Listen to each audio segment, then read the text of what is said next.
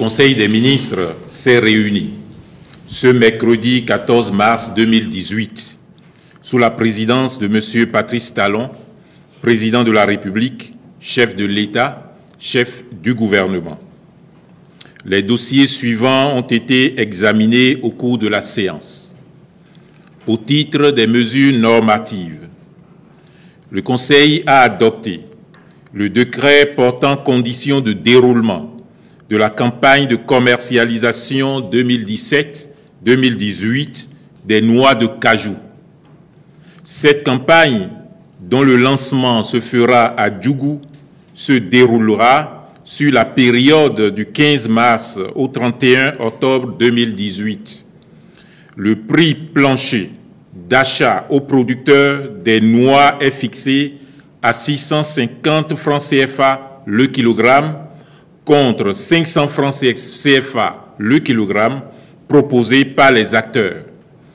Il traduit la volonté du gouvernement de promouvoir la filière en préservant à la fois les intérêts des producteurs, des transformateurs ainsi que des exportateurs. Par ailleurs, le Conseil a adopté 3 autres décrets portant respectivement sur la nomination ou promotion au grade supérieur de certains officiers supérieurs des forces armées béninoises au titre de l'année 2018, l'émission de bons et obligations du Trésor sur les marchés financiers au titre de l'année 2018. Enfin, la déclaration d'utilité publique du périmètre de construction d'infrastructures de la police républicaine et de la douane dans le village de Kpogidi-Owode, dans la commune de Semekpodji. Au titre des communications, les dossiers suivants ont été approuvés. Premièrement, encadrement des voyages officiels. Depuis sa création en octobre 2016, la cellule des voyages officiels s'emploie à rationaliser les dépenses liées au voyage à l'étranger. À ce titre, elle a mené des négociations et signé des contrats de partenariat avec des compagnies aériennes. Les résultats obtenus traduisent une rupture radicale avec la consommation exagérée des crédits destinés aux voyages officiels. En effet, en 2017, les ressources consommées au titre des voyages par tous les ministères, la présidence de la République et les institutions de la République, à l'exception de l'Assemblée nationale et de la Cour constitutionnelle, s'élèvent à la somme de francs CFA 2 447 497 206 contre une consommation moyenne annuelle d'environ 9 milliards sur les 5 années d'avant la création de la cellule, avec un pic de 17 milliards sur une seule année, celle de 2015. Dans le souci d'une plus grande efficacité, il s'est avéré nécessaire de réglementer l'occupation des classes de voyage. En effet, l'inexistence d'un cadre définissant ces classes occasionne des pertes à l'État. C'est ainsi que de janvier à février 2018, environ 15,21% des voyages ont été effectués en classe affaires et ont coûté 157 803 300 francs CFA, soit 35,57% de la dépense totale sur la période. C'est pourquoi le Conseil a approuvé la grille de réglementation soumise par le ministre de l'Économie et des Finances. Les autorités concernées devront s'y conformer strictement pour les missions effectuées sur les fonds publics. Deuxièmement, rapport des travaux du comité technique du fichier national d'admission et de nomination de cadres aux emplois de la chaîne des dépenses publiques. Pour rompre avec le système de nomination classique est restauré sur la chaîne sensible des dépenses publiques, l'éthique et l'orthodoxie, le gouvernement a créé par décret en août 2016 le fichier national d'admission et de nomination de cadres appelés aux emplois liés à la gestion des ressources publiques. La première phase de constitution de la base de données du dit fichier a visé 7 postes de la chaîne des dépenses publiques. Il s'agit de directeur de l'administration et des finances, coordonnateur de projet, directeur du contrôle à la Direction nationale de contrôle des marchés publics, directeur général adjoint du budget, directeur général adjoint du Trésor et de la comptabilité publique, directeur de l'informatique à la Direction générale du budget, personne responsable des marchés publics. Le test psychotechnique pour la sélection des personnes admissibles à ce fichier a eu lieu le 20 janvier 2018 et les entretiens individuels du 14 au 20 février 2018. À l'issue de ce processus, il convient de retenir que sur 526 candidats convoqués pour prendre part au dit test psychotechnique, 332 se sont effectivement présentés, dont 179 n'ont pas satisfait aux conditions réglementaires. Ainsi, 153 ont été reçus en entretien et 112 ont obtenu une moyenne supérieure ou égale à 60 sur 100, parmi lesquels 30 ont été défaillants au test d'intégrité.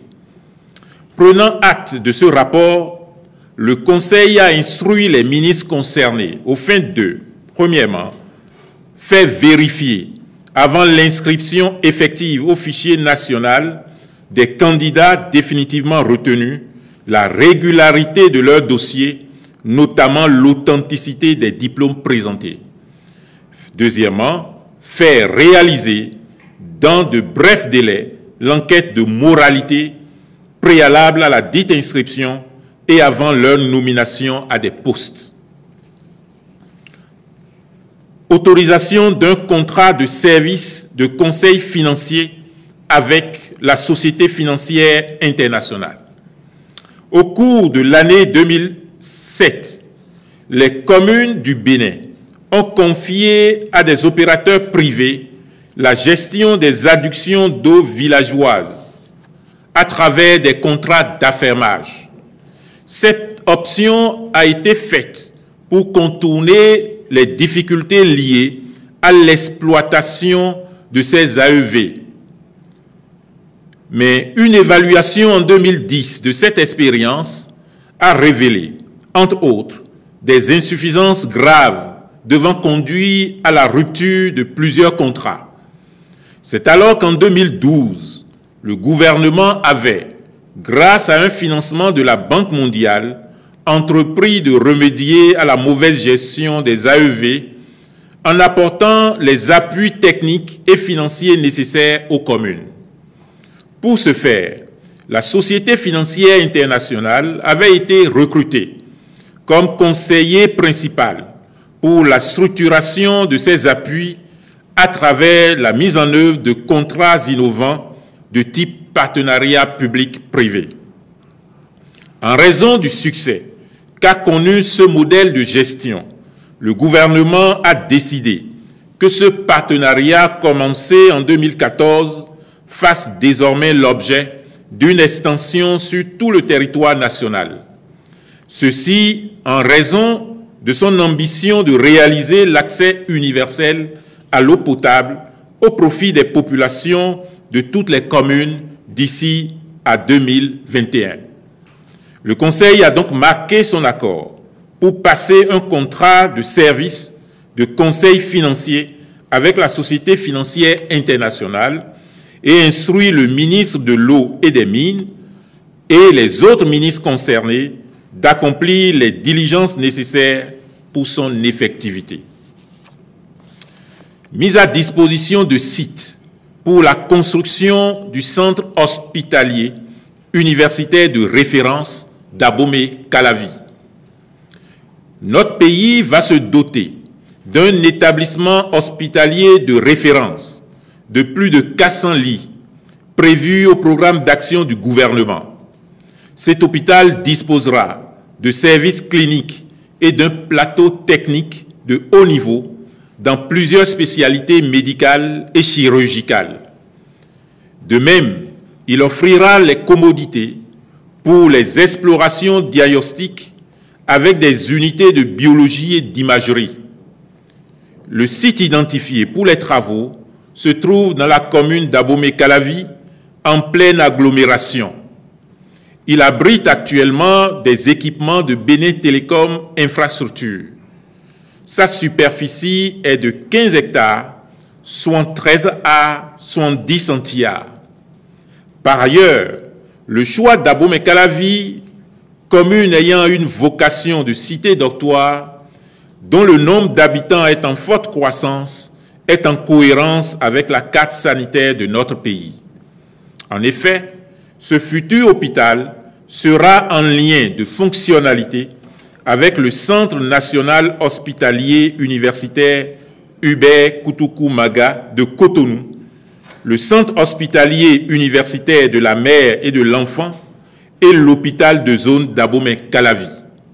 Cette relation de complémentarité est indispensable pour un système de référence et de contre-référence plus efficace.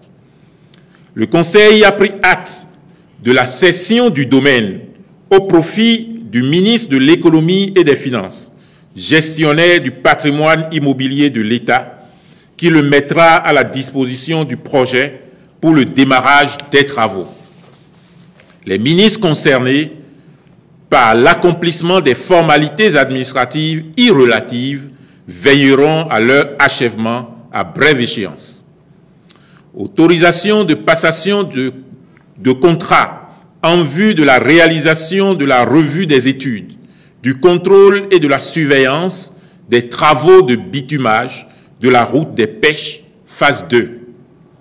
La réalisation de la phase 2 de la route des pêches qui va du village à Dunko à la porte du non-retour et de ces bretelles nécessite que la revue des études, le contrôle et la surveillance des travaux soient confiés à un consultant aux compétences avérées.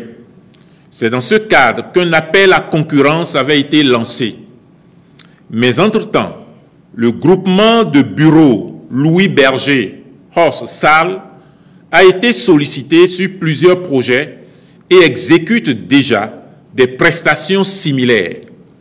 Aussi, compte tenu de sa réputation et de la qualité des travaux qu'il effectue au Bénin, mais aussi de la recherche d'une plus grande efficience, l'administration routière l'a-t-elle sollicité pour soumettre ses offres pour ce chantier.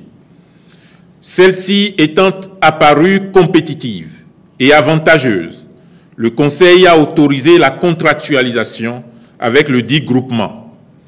Les ministres en charge du dossier ont été instruits au fin de faire annuler la procédure d'appel à concurrence antérieurement lancée. Autorisation de contractualisation des missions de conduite, d'opération et d'ingénieurs pour la mise en œuvre du projet de construction de l'aéroport international de Glo-Djibé. La spécificité et l'envergure du projet de construction de cet aéroport qui sera réalisé en mode conception et construction par le groupement d'entreprises CACC-YCIH recommande de recourir à une mission complète de consultants de grande réputation. Cette option permettra à l'État d'apprécier judicieusement la conception et de s'assurer de la réalisation du projet suivant les normes et pratiques de l'Organisation de l'aviation civile internationale OACI. À cet effet, le consultant mettra à la disposition du gouvernement des experts pour l'assister dans la mise en œuvre du projet de manière à garantir le respect de la finalité irréprochable de l'ouvrage.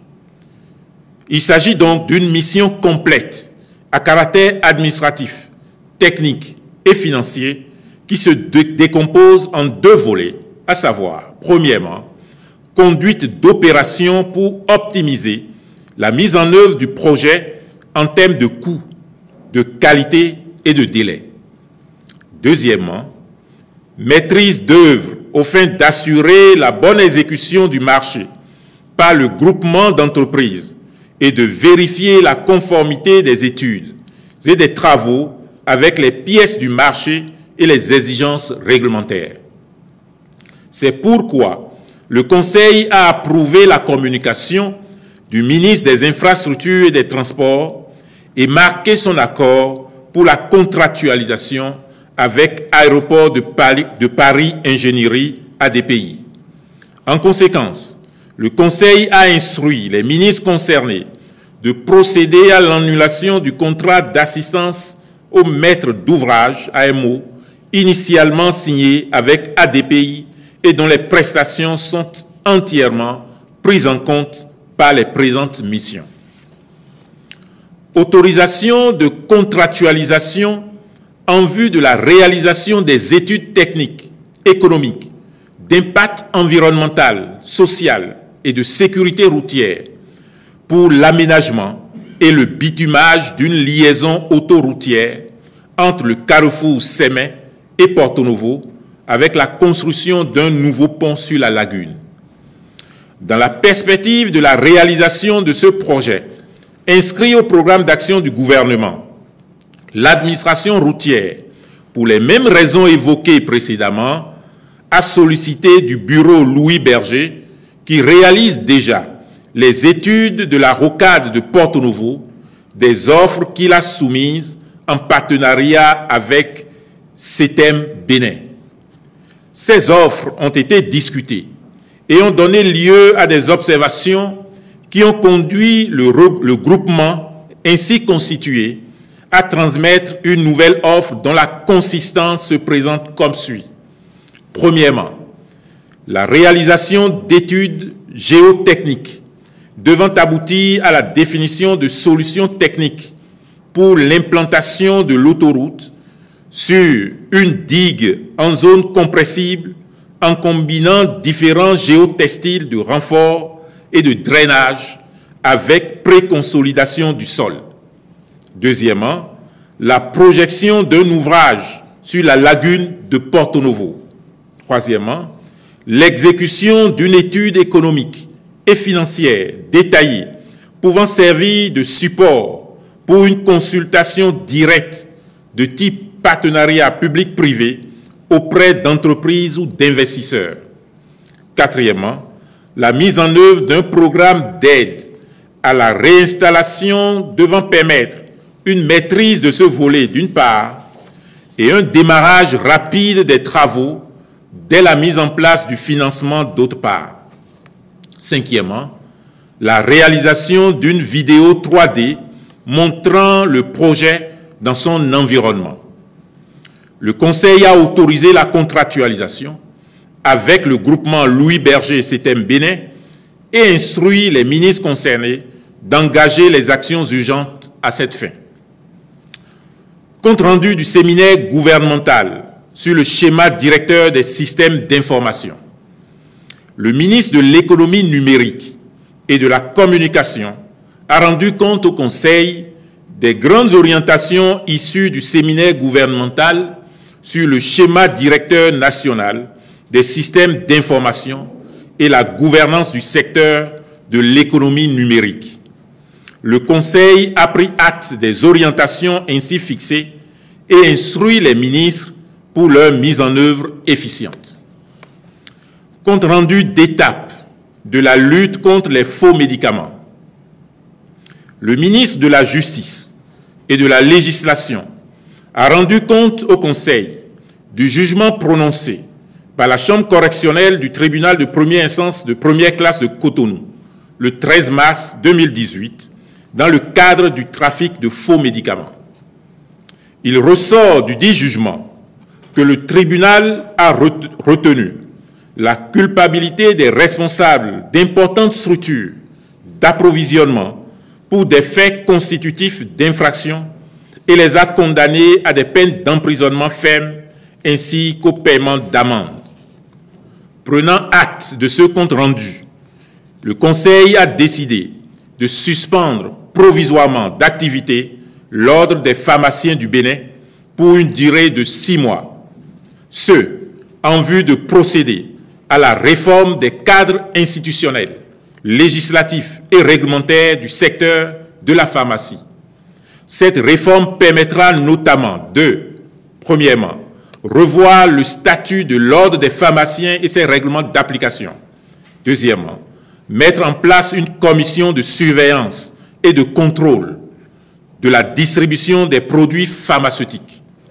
En outre, en application du principe de précaution, le Conseil a décidé de retirer l'autorisation de mise en vente sur le territoire béninois des produits du laboratoire Niou Sésamès et de faire procéder, par conséquent, au retrait de ces produits des officines. Les ministres de la Santé, de la Justice et de la Législation ont été instruits à l'effet de soumettre au Conseil, dans les plus brefs délais, les projets de tests sur la réforme du secteur des pharmacies. Rubrique des rencontres et manifestations internationales. Le Conseil a autorisé l'organisation de la 4e édition du Forum international des technologies au Bénin, IT Forum Bénin. Enfin, au titre des mesures individuelles, au ministère de la Justice et de la Législation, sur proposition du ministre, directeur général de l'Agence pénitentiaire du Bénin, M. Sergio Gilles Yekpe. Je vous remercie.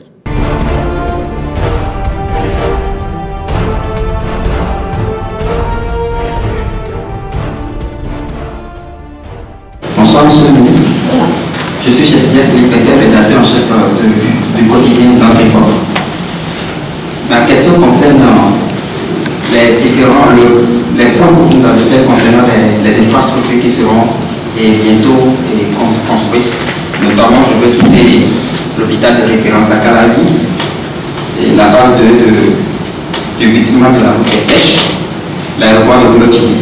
Est-ce qu'on peut dire avec ces différentes infrastructures qui ont été étudiées en Conseil des ministres que le gouvernement est passé à la base de croisière? Je voudrais effectivement rappeler que le président de la République a annoncé dans son message à la nation devant l'Assemblée nationale que 2018 sera l'année de lancement de plusieurs grands travaux. Nous y sommes. Ce sont des contrats qui sont signés, non seulement pour la conduite de ces grands travaux, mais également pour la réalisation effective de ces travaux. Qu'il s'agisse, bien entendu, de la phase 2 du projet Route des Pêches, qu'il s'agisse de la construction de l'hôpital de référence d'Abomey-Calavi, dont vous entendez parler de plus en plus, et qu'il s'agisse de l'autoroute Sémé-Porto Novo, avec la construction du 2e pont sur la lagune. Ces réalisations que l'on cite, on les cite à titre simplement d'illustration et non de manière exhaustive. Ce qui a retenu, c'est la démarche. La démarche, vous l'aurez remarqué, le gouvernement ne s'empresse pas pour montrer à la population qu'il est en train de réaliser. Il fait effectuer les contrôles. Parce que ce qui est recherché, ce n'est pas seulement la construction des infrastructures. Ce qui est recherché, c'est leur qualité. Ce qui est recherché, c'est leur efficience. Ce qui est recherché, c'est le coût. Ce qui est recherché, c'est leur durabilité.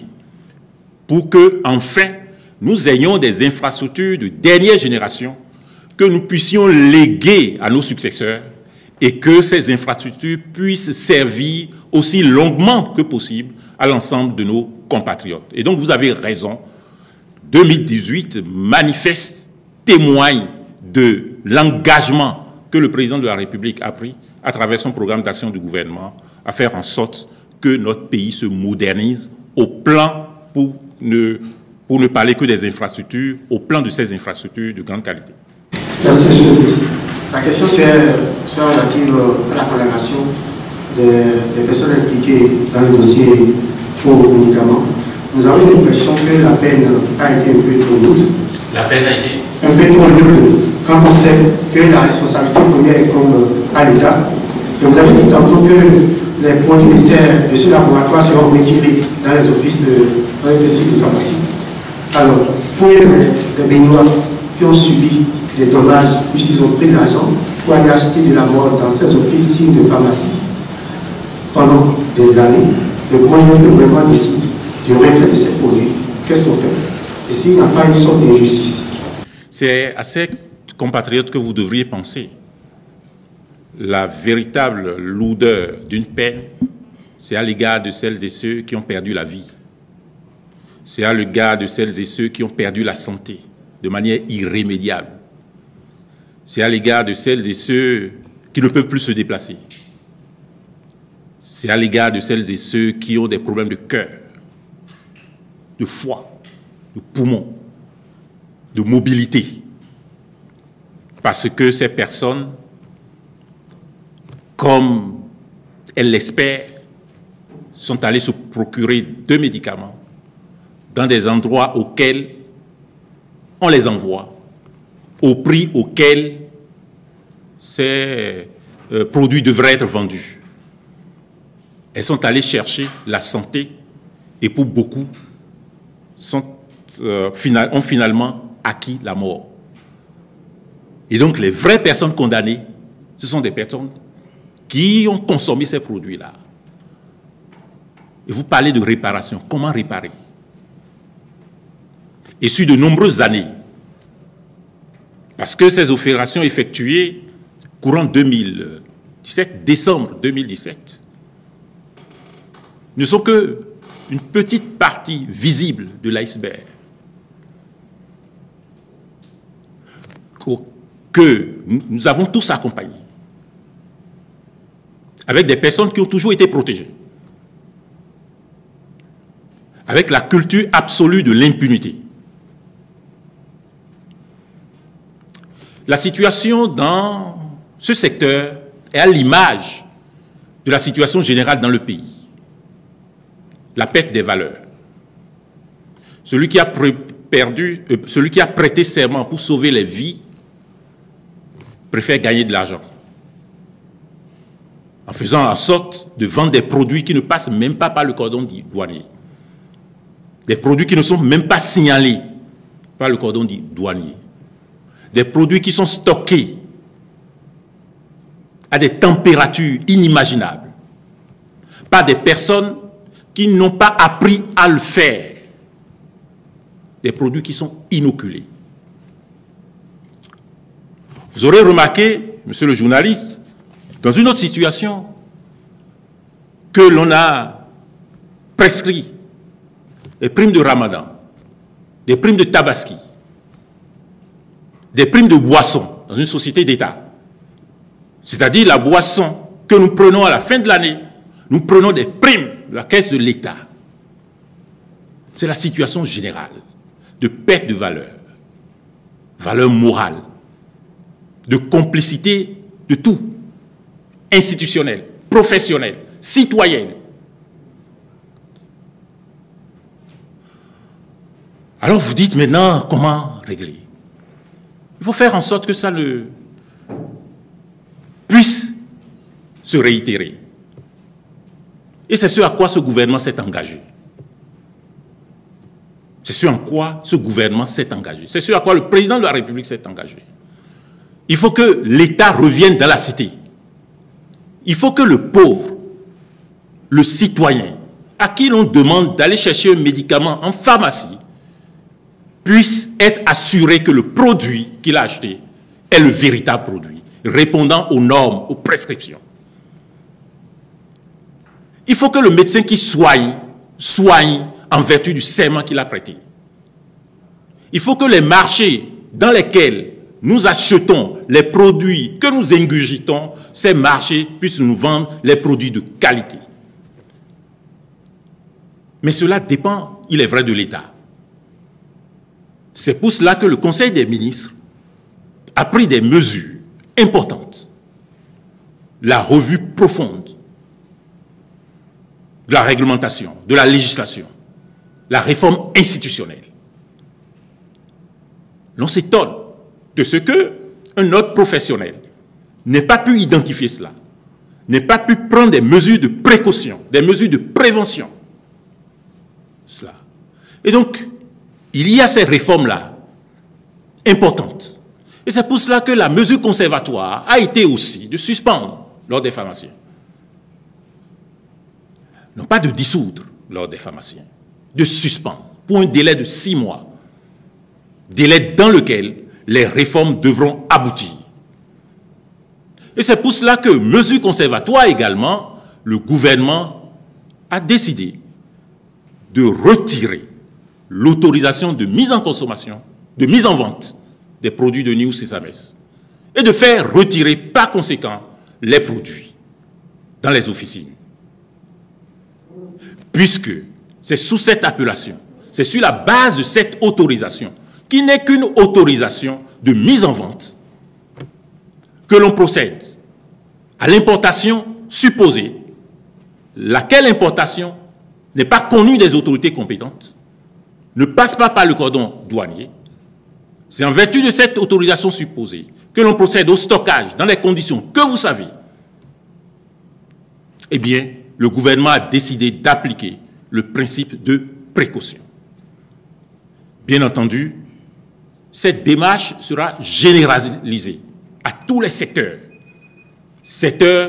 pour lesquels la vie du citoyen est en cause. À la suspension de l'ordre des pharmaciens, est-ce que le gouvernement a prêté à suspendre? Parce que la question s'est posée au campus également avec les étudiants. La suspension a posé le plus. Je vous réponds. Je vous réponds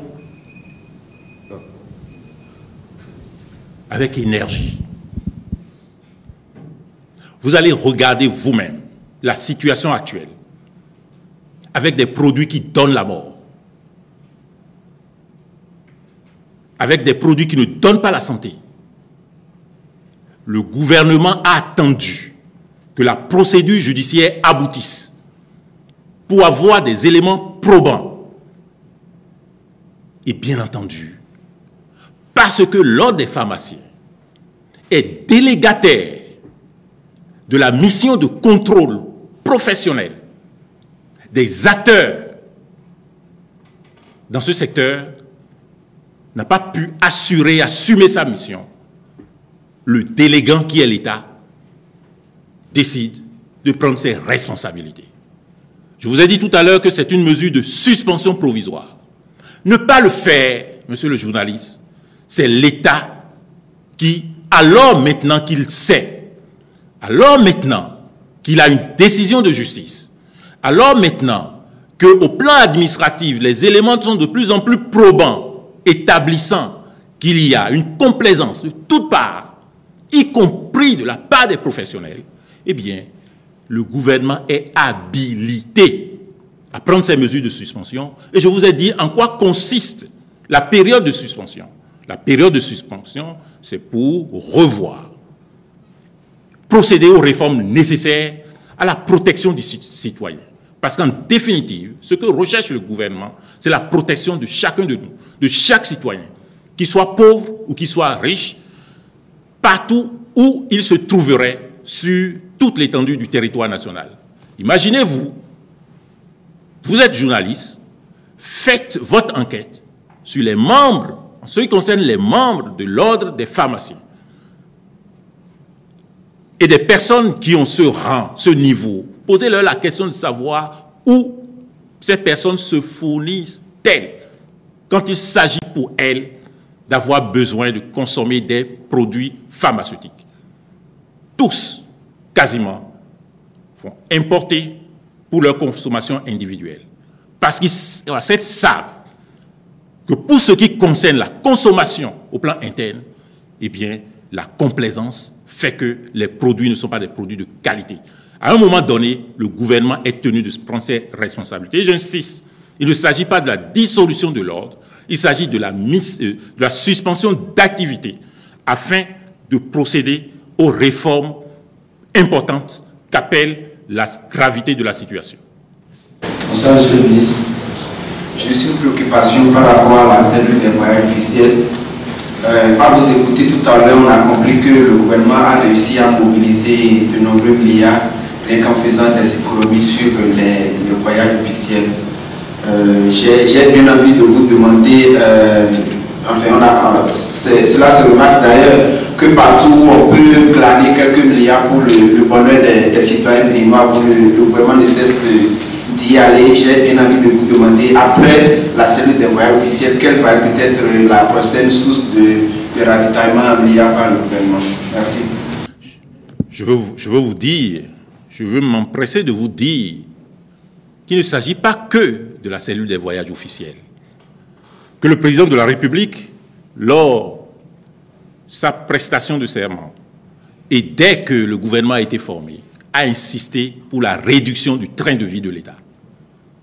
Parce qu'il sait que les besoins que nous avons en matière de développement économique, en matière de la rénovation de nos infrastructures, en matière de la conduite, de la gestion de l'État, ayez un regard pour les nombreuses demandes en matière sociale, au niveau des travailleurs, que ces besoins importants ne peuvent être, on ne peut répondre à ces besoins importants que par nos ressources propres.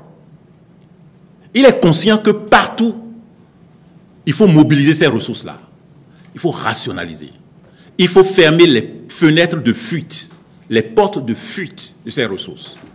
Et vous aurez remarqué donc que les 5 années qui nous ont précédés et qui ont précédé l'avènement de ce gouvernement, au cours de ces 5 années, la moyenne seulement au titre des voyages officiels, c'est 9 milliards par an. Avec un pic de 17 milliards en 2015.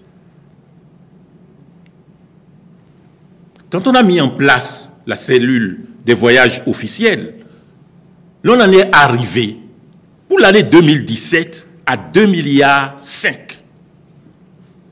Et le président de la République, ce qui justifie cette communication, le président de la République dit que ça ne suffit pas. On peut faire mieux. Il faut regarder au niveau des classes. Il faut organiser, il faut réglementer. Tout le monde ne peut se mettre en classe à faire. Il faut que chacun sache que s'il voyage au nom de l'État, avec les deniers de l'État, eh bien, il est dans une catégorie déterminée. Et que la catégorie qui permettrait à l'État de faire plus d'économies, que dans cette catégorie se retrouve le plus grand nombre d'officiels qui voyageraient. C'est le but de cette communication. C'est donc encore faire des économies. C'est davantage faire des économies. Et encore une fois, cela ne concerne pas seulement la question des voyages officiels, cela concerne la gestion globale de l'État. Il ne vous a pas échappé le compte rendu sur la nomination, le fichier des agents qui seront nommés pour gérer les services de l'État en ce qui concerne la chaîne des dépenses publiques. C'est également l'objectif. Parce qu'il faut professionnaliser et il faut faire en sorte, bien évidemment, que nous n'ayons plus à connaître les évasions au titre des ressources de l'État auxquelles nous sommes habitués. Monsieur le ministre, ma question est relative au verdict dans le dossier dit des grossistes. Vous l'avez déjà abordé il y a un moment. Ma première préoccupation est de savoir quel est votre sentiment lorsque vous avez entendu ce verdict prononcé hier. Et deuxièmement, qu'est-ce que vous répondrez à ceux qui d'ores et déjà se demandent si ce procès-là, ce n'était pas pour régler des comptes à l'un de nos honorables qui a disparu des radars entre-temps? On va dire en termes diplomatiques que vous avez posé de très pertinentes questions. Parce que, à considérer que si cette affaire n'est pas pour régler les comptes, on pourrait se poser en retour la question de savoir si les 151 tonnes de produits retrouvés dans les magasins, dans les domiciles, dans les conditions que vous savez, sont inventées. Que si Adjegunle est une invention de ce gouvernement. Que si ce que nos compatriotes consomment en termes de produits de mauvaise qualité pharmaceutique, de produits qui ne sont pas dignes d'être conseillés par des professionnels, que si cela est une invention. Bien évidemment, vous savez la réponse. Et c'est pour davantage répondre à la première question, le sentiment, l'état d'esprit.